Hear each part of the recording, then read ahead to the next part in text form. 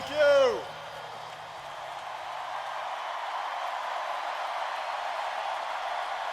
Thank you.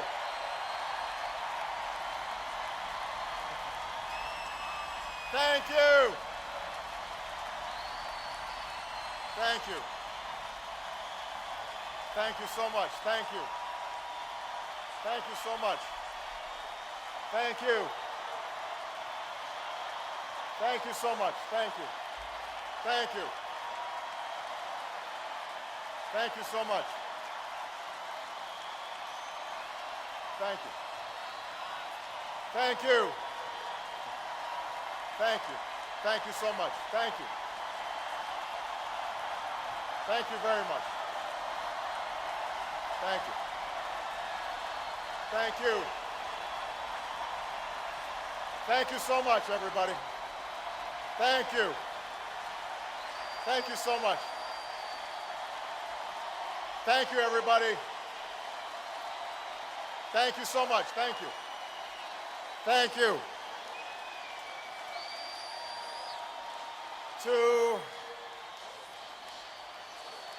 Thank you.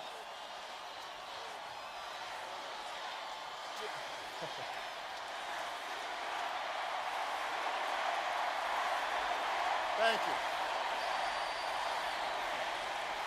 Thank you so much. Thank you very much. Thank you, everybody. To Chairman Dean and my great friend, Dick Durbin, and to all my fellow citizens of this great nation, with profound gratitude and great humility, I accept your nomination for presidency of the United States.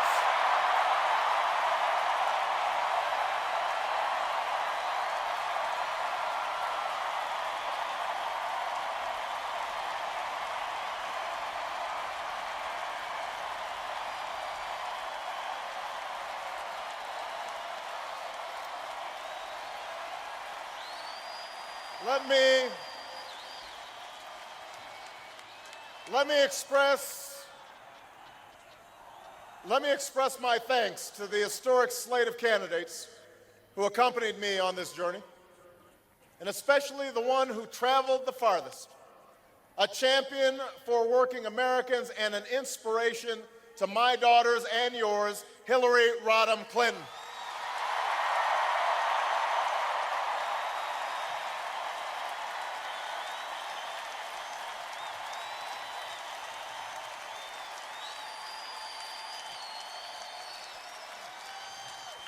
To President Clinton, to President Bill Clinton, who made last night the case for change as only he can make it.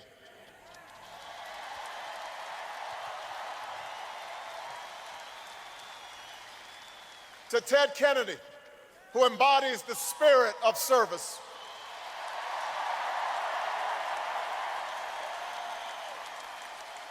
And to the next Vice President of the United States, Joe Biden, I thank you.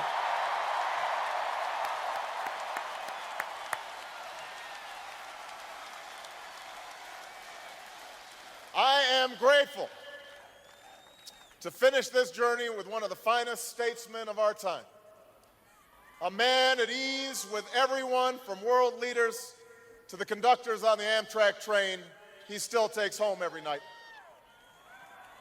To the love of my life, our next First Lady, Michelle Obama.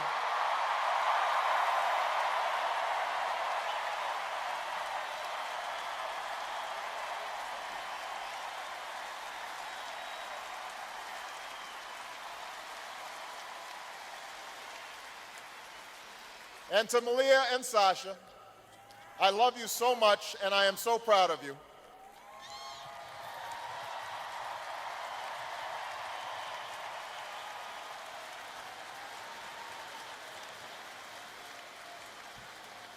Four years ago, I stood before you and told you my story of the brief union between a young man from Kenya and a young woman from Kansas who weren't well off, or well known, but shared a belief that in America, their son could achieve whatever he put his mind to.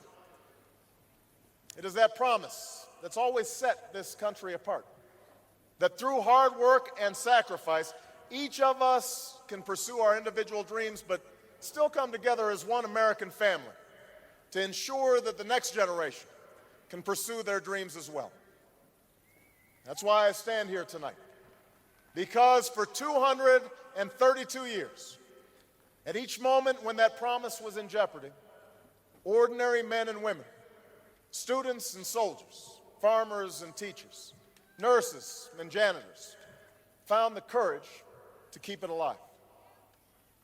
We meet at one of those defining moments, a moment when our nation is at war, our economy is in turmoil, and the American promise has been threatened once more. Tonight, more Americans are out of work, and more are working harder for less. More of you have lost your homes, and even more are watching your home values plummet.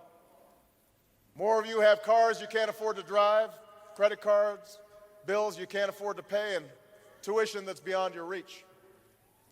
Now, these challenges are not all of government's making, but the failure to respond is a direct result of a broken politics in Washington and the failed policies of George W. Bush.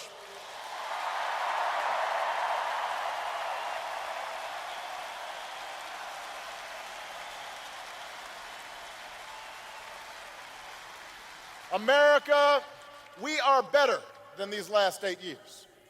We are a better country than this. This country's more decent than one where a woman in Ohio on the brink of retirement finds herself one illness away from disaster after a lifetime of hard work. We're a better country than one where a man in Indiana has to pack up the equipment that he's worked on for 20 years and watches it shipped off to China, and then chokes up as he explains how he felt like a failure when he went home to tell his family the news. We are more compassionate than a government that lets veterans sleep on our streets and families slide into poverty, that sits on its hands while a major American city drowns before our eyes.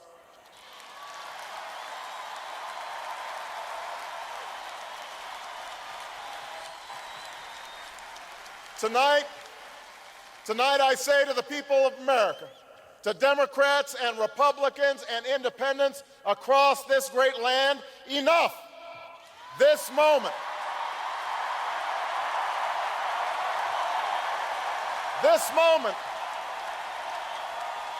this election is our chance to keep, in the 21st century, the American promise alive. Because next week in Minnesota, the same party that brought you 2 terms of George Bush and Dick Cheney will ask this country for a third. And we are here because we love this country too much to let the next 4 years look just like the last 8.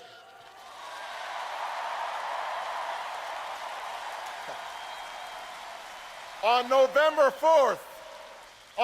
4th, we must stand up and say, 8 is enough.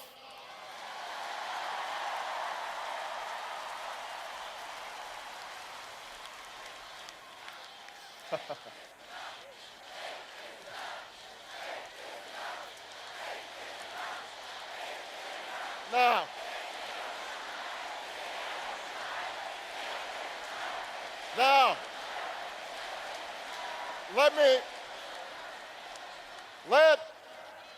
let there be no doubt. The Republican nominee, John McCain, has worn the uniform of our country with bravery and distinction. And for that, we owe him our gratitude and our respect.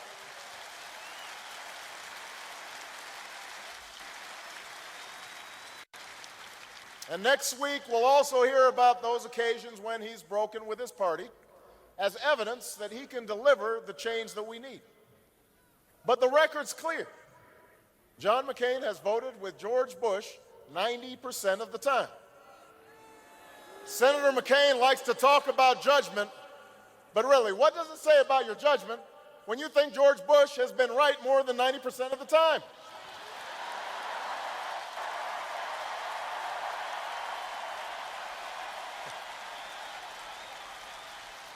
I don't know about you, but I'm not ready to take a 10% chance on change.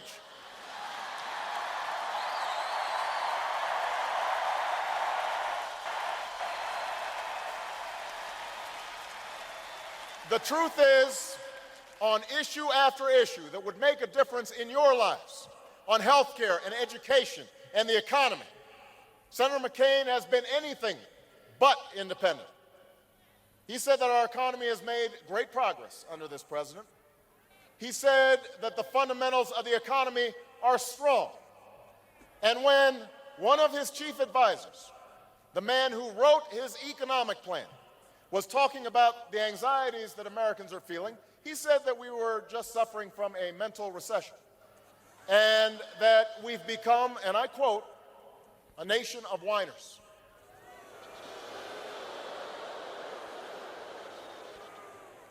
A nation of whiners. Tell that to the proud auto workers at a Michigan plant who, after they found out it was closing, kept showing up every day and working as hard as ever because they knew there were people who counted on the breaks that they made. Tell that to the military families who shoulder their burdens silently as they watch their loved ones leave for their third or fourth or fifth tour of duty. These are not whiners. They work hard and they give back and they keep going without complaint. These are the Americans I know.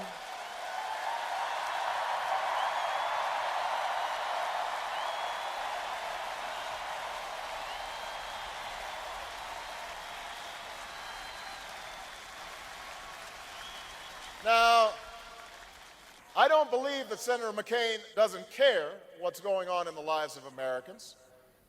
I just think he doesn't know. Why else would he define middle class as someone making under $5 million a year? How else could he propose hundreds of billions in tax breaks for big corporations and oil companies, but not one penny of tax relief to more than 100 million Americans? How else could he offer a health care plan that would actually tax people's benefits? Or an education plan that would do nothing to help families pay for college? Or a plan that would privatize Social Security and gamble your retirement?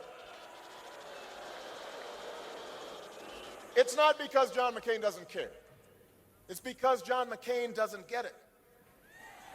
For over 2 decades, he subscribed to that old discredited Republican philosophy. Give more and more to those with the most and hope that prosperity trickles down to everyone else. In Washington, they call this the ownership society. But what it really means is that you're on your own. Out of work? Tough luck. You're on your own. No health care? The market will fix it. You're on your own. Born into poverty?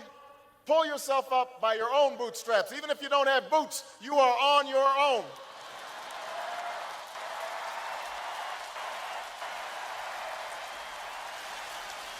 Well, it's time for them to own their failure.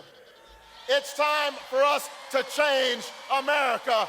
And that's why I'm running for president of the United States.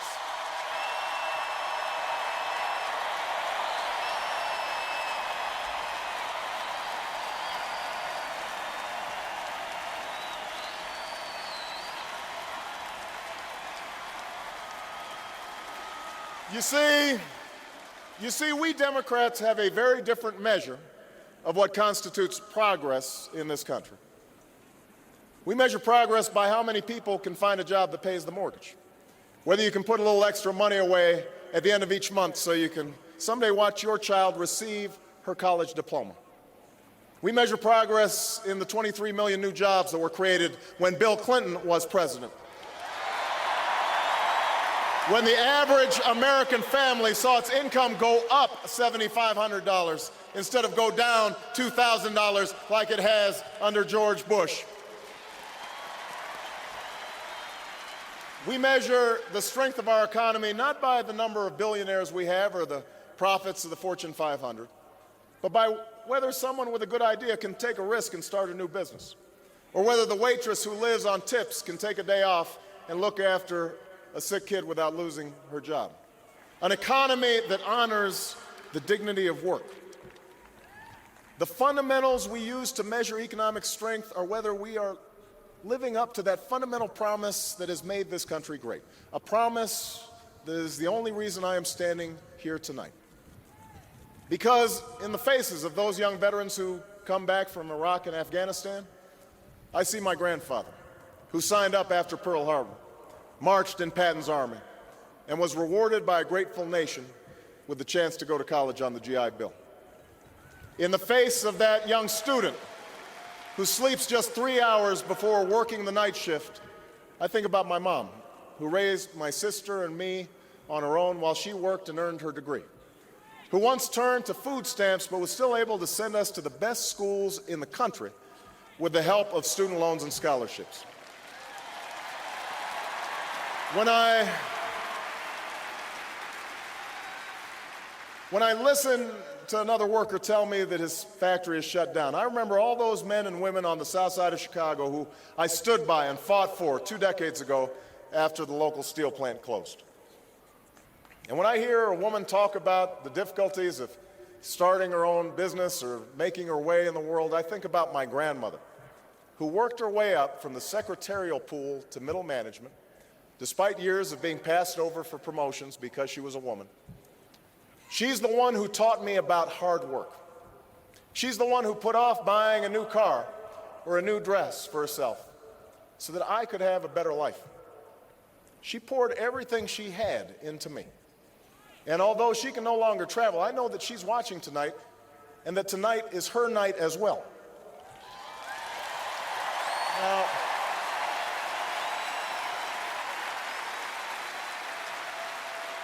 Now, I don't know what kind of lives John McCain thinks that celebrities lead, but this has been mine. These are my heroes. Theirs are the stories that shaped my life. And it is on behalf of them that I intend to win this election and keep our promise alive as President of the United States.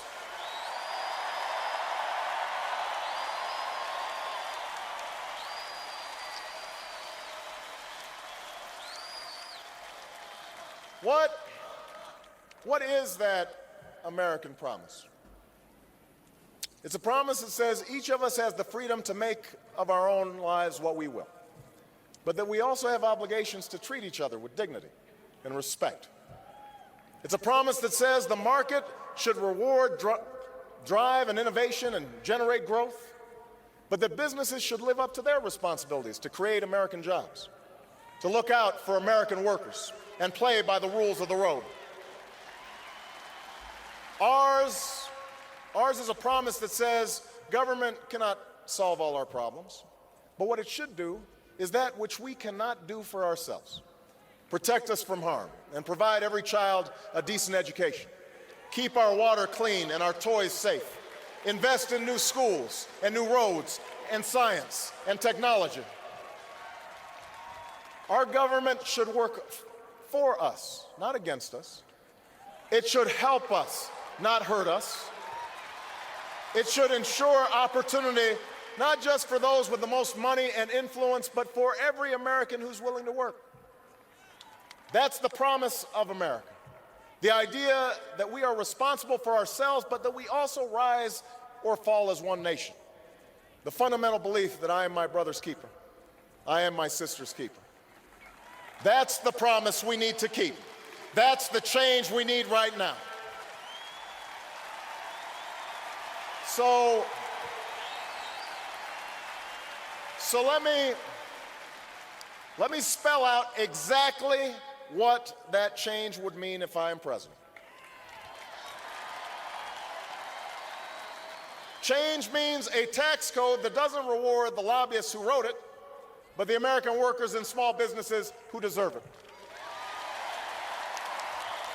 You know, Unlike John McCain, I will stop giving tax breaks to companies that ship jobs overseas, and I will start giving them to companies that create good jobs right here in America.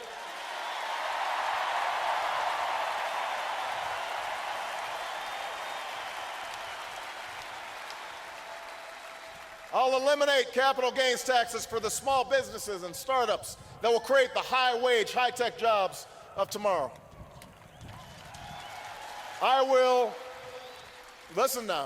cut taxes for 95% of all working families. Because in an economy like this, the last thing we should do is raise taxes on the middle class.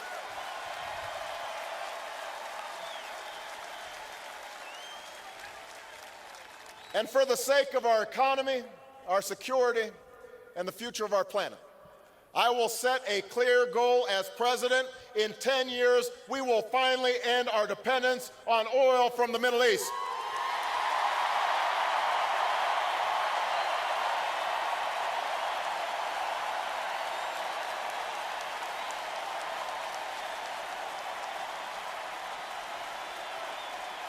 We will do this. Washington's been talking about our oil addiction for the last 30 years. And by the way, John McCain's been there for 26 of them. And in that time, he has said no to higher fuel efficiency standards for cars, no to investment in renewable energy, no to renewable fuels. And today we import triple the amount of oil than we had on the day that Senator McCain took office. Now is the time to end this addiction and to understand that drilling is a stopgap measure, not a long-term solution, not even close.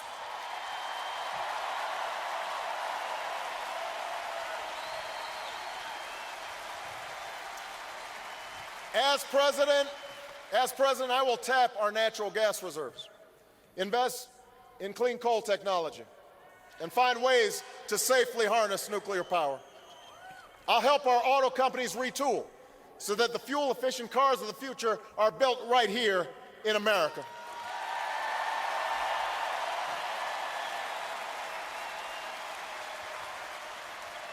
I'll make it easier for the American people to afford these new cars.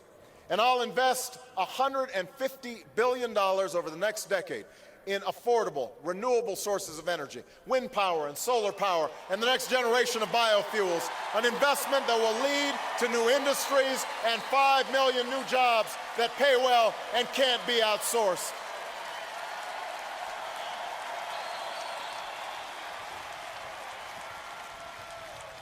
America, now is not the time for small plans. Now is the time to finally meet our moral obligation to provide every child a world-class education, because it will take nothing less to compete in the global economy.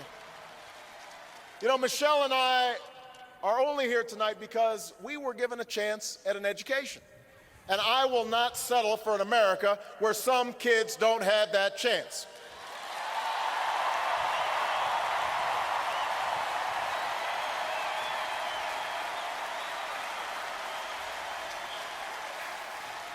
I'll invest in early childhood education. I'll recruit an army of new teachers and pay them higher salaries and give them more support.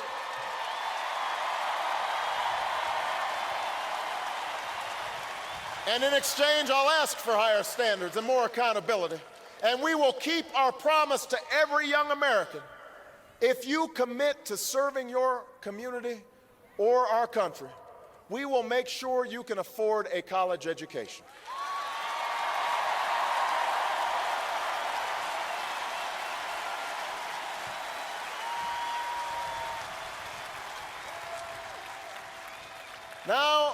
Now is the time to finally keep the promise of affordable, accessible health care for every single American.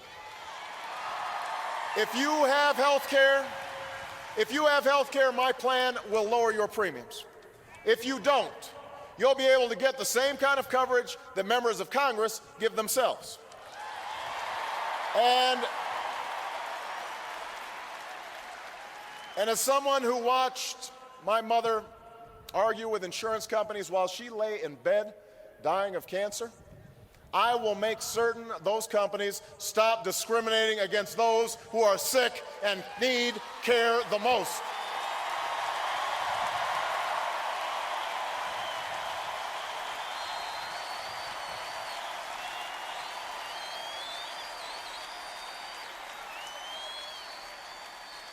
Now is the time to help families with paid sick days and better family leave, because nobody in America should have to choose between keeping their job and caring for a sick child or an ailing parent. Now is the time to change our bankruptcy laws so that your pensions are protected ahead of CEO bonuses, and the time to protect Social Security for future generations. And now is the time to keep the promise of equal pay for an equal day's work, because I want my daughters to have the exact same opportunities as your sons.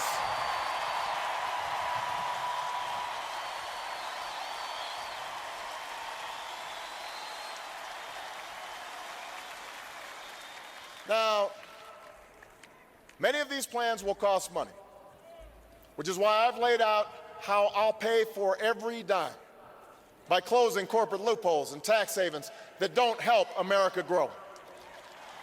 But I will also go through the federal budget line by line, eliminating programs that no longer work and making the ones we do need work better and cost less, because we cannot meet 21st century challenges with a 20th century bureaucracy.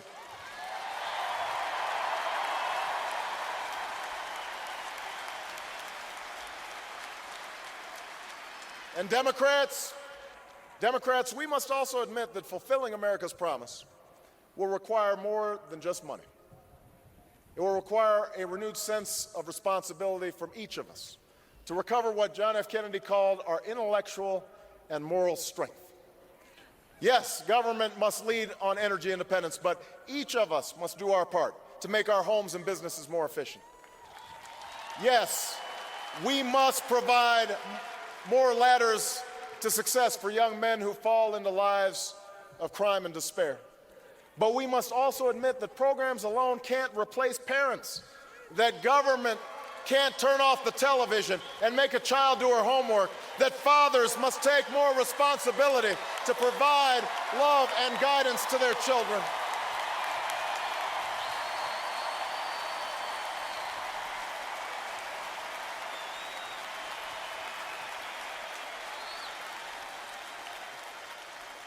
Individual responsibility and mutual responsibility. That's the essence of America's promise. And just as we keep our promise to the next generation here at home, so must we keep America's promise abroad. If John McCain wants to have a debate about who has the temperament and judgment to serve as